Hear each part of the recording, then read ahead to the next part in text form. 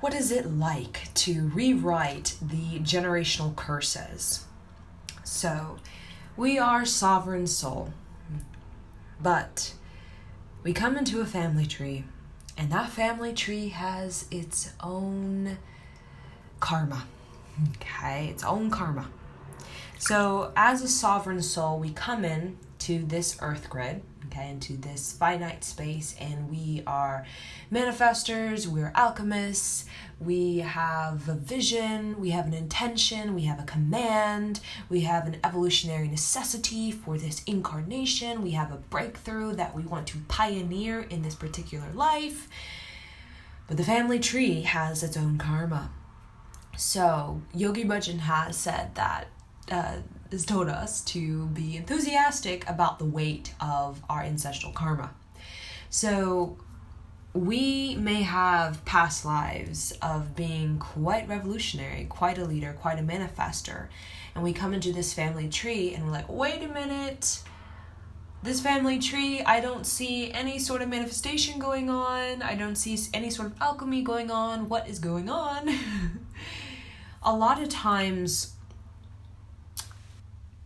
the family dynamic is the greatest revolution that helps us to get into the alignment of our sovereignty. So what that means is a lot of people, the family dynamic is quite heavy, okay? The karma of the family is very heavy for a lot of people. It's like, whoa, okay? Such as the animal part of ourselves in our family tree is very poverty consciousness, victimization, stagnancy, low self-worth, low self-esteem, self-belittlement.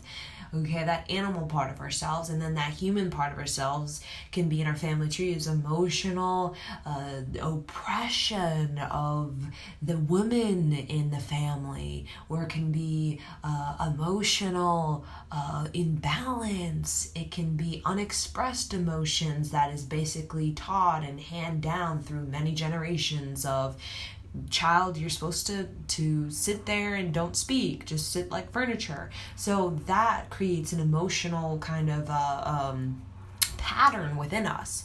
And then our angelic self, okay, the angelic self is our creativity, is our visionary self. So if we have a family tree of people who suppressed their creativity, who never gave themselves the chance to pursue anything creative, they just kind of settled when it comes to their life, when it comes to their energy. They were not energetic, enthusiastic. They just said, I'm just going to go for whatever's available because I don't think it's possible for me to be visionary in this life. I don't think my intelligence is that good. I think I'm stupid, that kind of thing. So those become patterns, and a part of the great boost, okay, that Yogi Bhajan has said is resolving the family, we say the family karma, or the generational curses. So the generational curses can show up as, I'm poor, my grandma was poor, my great-grandma was poor, you're going to be poor, your future is going to be poor, and so on and so forth. Okay, that's what we call generational curses. Not necessarily we think of curses as like black magic or something like that. And it can seem as black magic in the sense that it is some heavy-duty negativity or self-belittlement that is so anchored in the cellular DNA of the family tree that it almost feels like what we call, like, no matter how much I try to break through, I'm always brought back to this old pattern or this old habit. So it's heavy duty. Just like revolution is a heavy duty word. Back in the ancient times, you wouldn't even say the word revolution because it's a heavy duty word. And just like the family dynamic, it is heavy duty. Okay. So when we think of the family dynamic, we view ourselves as, I'm a revolutionist. I am revolutionizing the generational curses. And a part of that, as any sort of revolutionist in any time on planet Earth, it is very painful. It takes a lot of will, it takes a lot of stamina, it takes a lot of determination. Okay? You can ask any period on this planet from these thousands of years, even all the way to Moses' time, of people who are trying to liberate the animal, liberate the human, liberate the angel. It has always come with what we call a price, and that price is you have to be committed. You have to see it through. Okay, so a lot of people are like, my soul is so sovereign, but I feel like the heavy duty of my family tree is just such a bummer. Okay, so a lot of people, instead of rising up, such as amongst any period on this planet of deep oppression, of deep victimization, there's always somebody who rises up and says, hey, I'm going to revolutionize this, and I'm going to give us some liberation. I'm going to set a new pattern. I'm going to rewrite this destiny that we have been allowing for, 7 generations. Okay? So think of your family tree as 7 generations. Okay? That's what basically kind of the 7 generations. Okay, that are heavy duty. Okay, so a part of those 7 generations is hand-me-down.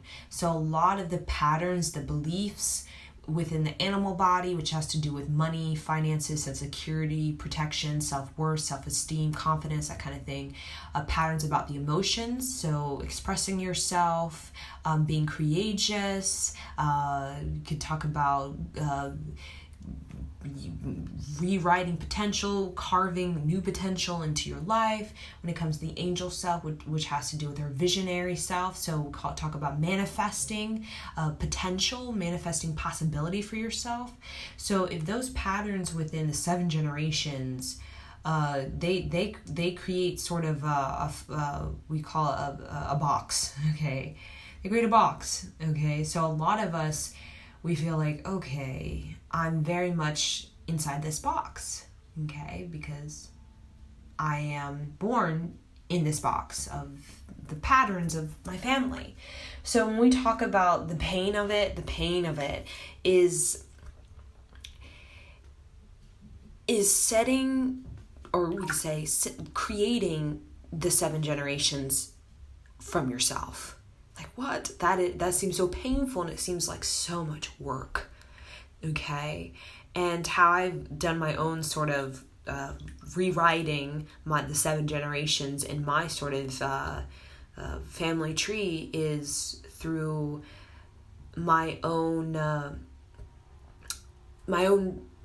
prevailing sovereignty. That's what helped me. Okay, such as I place in my field, I call expanders, which are people who have patterns that I want to fully integrate into my embodiment, such as I have Dr. Seuss as an expander. Okay, so Dr. Seuss, I imagine him like my great-grandfather, and then Yogi Bhajan as like my grandfather, and then as you could say J.K. Rowling as like my aunt, these kinds of things. Okay, so they're expanders. They're people who have patterns within their within their prevailing sovereignty that can inspire me. Okay, that can open doors for me. So part of the generational curses is that we're wanting to break through, but it seems like we're in a box and there's no doors and there's no windows.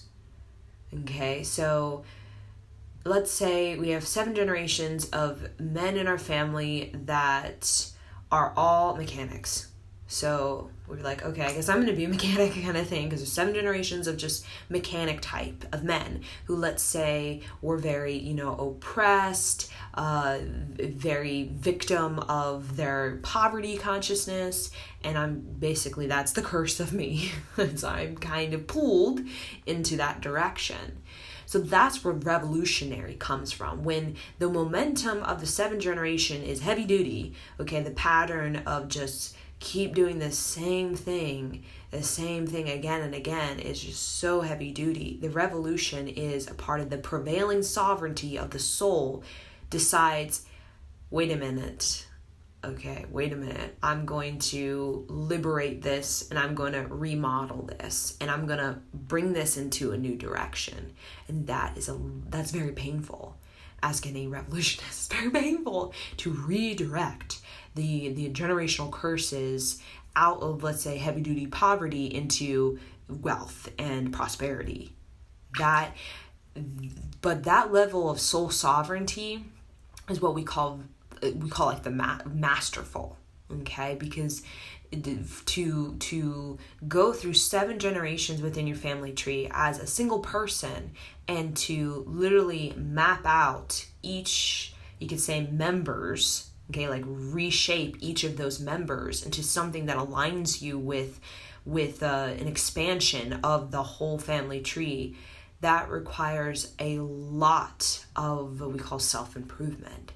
For example, I say J.K. Rowling is my aunt, and Yogi Bhajan is my grandfather, and I say Dr. Seuss is my great-great-grandfather, and I say C.S. Lewis is like my great-great-great-great-grandfather, that kind of thing, okay? What I'm doing is that I am reshaping my relationship with the father, with the grandfather, and with men. Okay, I'm also reshaping what it means to be creative in my family by basically putting these expanders into my view of like, okay, this is my aunt, this is my grandfather. What that does is that it creates an opening. Okay, and that's what we need. We need more openings. That's why the curses seem so heavy duty, because there's no opening. This seems like there's no way out of that kind of thing. That's why we say curses, like, oh my God, there's no way out kind of thing. But the way out, we have it within the prevailing sovereignty of ourselves to literally reshape our relationship with the father, reshape the relationship with the grandfather, reshape the relationship with the mother, and so on and so forth. So really it starts with reshaping the relationship with the mother and reshaping the relationship with the father. So if the father-daughter dynamic has been repeating in many generations, we have it within us through even like hypnosis. Okay, the power of hypnosis is quite magical. Okay, the power of hypnosis is quite magical. Either through Kundalini yoga, either through meditation, either through just visualization. That hypnotic state is what we call that a subconscious, or that deep subconscious layer of ourselves, where we can literally put in seeds, and we can actually, through even we say past life regression or childhood regression, where you go deep into the hypnotic state, you can actually reshape your we call your emotions involving that kind of situation. If it's a childhood, if it's a past life. We talk about in the past life regression or the childhood regression, we talk about reshaping emotions, is, let's say, the trauma, and it's playing out and it's really affecting your relationship with men. Okay, maybe you had a trauma with your dad and it's really affecting your relationship with men. You can't find a relationship because you're blocking it, because you fear men because of the trauma of the father or something like that. Okay, or fear of abandonment, or fear of being unsafe, fear of being out in the cold, whatever it could be. A part of the hypnosis is through connecting with that emotion of that trauma. We have the potential to invite a higher frequency. That's what hypnosis is. You are literally bringing in a higher frequency that can bring, we call, wisdom into that emotion. So we all have that trauma, but then we all also have the wisdom of that the trauma is. There's wisdom. And when that higher frequency is invited into us, in whatever it could be, even the relating to the father, into the mother, when we start to get wiser about it through compassion, through forgiveness, through deep levels of unconditional love. That's basically what higher frequencies are, just this deep unconditional love. We have that potential to turn what that seeming curse, okay, into what we call a breakthrough. Okay, and the breakthrough is always it's always a product of getting wiser. That's what breakthrough is. You've gotten wiser about something, and all of a sudden whatever that motion that was heavy duty has somehow gotten elevated, somehow saw itself from a higher view, and seeing itself at a higher view, through that elevation, it got wiser. It got wiser, it got lighter, and it had a breakthrough because of that. It started to realize, wait a minute, I actually am stronger. And that's what happens when we elevate through inviting higher frequencies into our body. When we elevate, when we see things at a higher view, we begin to realize, wait a minute, I actually am stronger than I think. I actually do have a revolutionary warrior spirit that can rewrite this continued trauma of myself or of my family. I actually have that strength. So it's like when you're elevated, when you're inviting higher frequencies, you feel you're vibrating the cosmos. And when you vibrate the cosmos, like when we do in self-hypnosis, basically what you're doing is you're gaining the strength of the universe to prevail your sovereignty over any sort of what you call obstacle, blockage, or karmic the continuation. And that's what we call that power of that soul prevailing its sovereignty over any sort of systematic limitation in the family. Okay. But it takes, that's why I say self-hypnosis, subconscious, meditation, because it requires higher energy. Just like any yogi, any guru, they are very, we talk clean. Okay, they say the mind is clean. Okay, it's clean, kind of thing. Okay, it's because they've invited so much cosmic vibration into their body that they have literally blazed through so many generations of patterns. They've rewritten so many generations of patterns that they themselves have become the entire family tree. And that's what happens. Whoever has, we call the most sovereignty in the family generation. Okay, we can talk about so many generations, thousands, who knows? Okay, whoever has the strongest sovereignty is usually the one who is the leader of all of the generations. Okay, so I know this is visualize that so whoever has the strongest sovereignty, and let's say we can say 12 generations, okay, going way back, they're the one that they can lead the entire generation, all of them. Okay, so that requires what we call a cosmic vibrating the cosmos, basically. Okay, inviting higher frequencies into the body. That's why a lot of yogis or gurus, these kinds of people who are meditating regularly, daily, they have what we call a stronger prevailing sovereignty, because that higher frequency that they're inviting in, it basically overrides the curses of anything in the family. It can rewrite poverty, it can rewrite self-doubt, it can override we call self-sabotage, override that continued judgment that always leads to the same sort of situation that the father and the grandfather has experienced. It has the power to override that. Okay, that prevailing sovereignty of the soul. Okay, so, but it's extremely painful because you have to, like you mentioned this, you have to keep up. You have to stay at it. Okay, you have, because that whatever generational curse has been so thoroughly downloaded into the family that it's going to show up. Even when you think you've gotten away, it's going to show up in a different way. Okay, you think, oh, I finally balanced it out in this area of my life. It's going to show up in another area of your life. Okay, and it's just simply, as a soul, like, we want to get stronger, and a part of being a revolutionary of our own family tree is that we get stronger, we get more elevated, because we get wiser. We get wiser when we actually take the leadership position on as, okay, somebody's got to do it. Like in Moses' time, okay, somebody has to liberate the people. I guess I'm going to do it because I have the strongest sovereignty in the whole, you could say, the community. So I'm up for it. I'm up for it. Okay, it's gonna be very painful, and it's gonna require so much energy and time and so much focus and concentration, but I'm up for it.